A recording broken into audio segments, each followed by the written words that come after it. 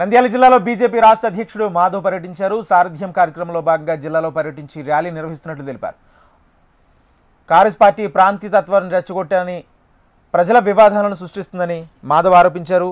మిగులు జలాల పంపిణీలో కేంద్రం బాధ్యత పాత్ర వహిస్తుందన్నారు. రాయలసీమ ప్రజలు ఆందోళన చెందాల్సిన అవసరం లేదని స్పష్టం చేశారు.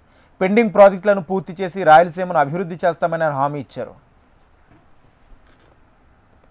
బీఆర్ఎస్ గా మారిన పార్టీ ఇవాళ అనేక రకాల ప్రయత్నాలు చేస్తుంది. దాంట్లోనే ఈ రాష్ట్రంలో రెచ్చగొట్టే ప్రయత్నం చేస్తుంది. తప్పనిసరిగా కేంద్ర ప్రభుత్వం ఏవైతే కృష్ణా గోదావరి పైన మిగులు జలాల సంబంధించిన అంశాన్ని వాళ్ళు తేల్చి ముందుకు తీసుకెళ్తారు. ఆ విధంగా తీసుకెళ్తారు. దాంట్లో ఎవరు ఆందోళన పడాల్సిన అవసరం లేదు.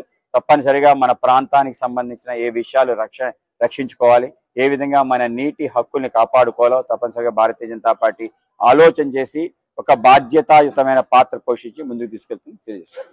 దాని గురించి చెప్పాను. ఇప్పుడంతా ఏదైతే ట్రిబ్యునల్ యొక్క నిర్ణయం ఉందో, ఏవైతే మిగులు జలాల పైన నికర జలాల పైన ఏవైతే ప్రాజెక్ట్స్ ఉన్నాయో దానికి సంబంధించి అభ్యంతరాలని ప్రభుత్వం ఆ విధంగా ముందుకు తీసుకెళ్లే ప్రయత్నం ఆ విధంగా మేము తప్పనిసరిగా చేస్తాం. రాయలసీమని సస్యశ్యామలం చేసే అన్ని పనులు మేము చేస్తామని తెలియజేస్తాం.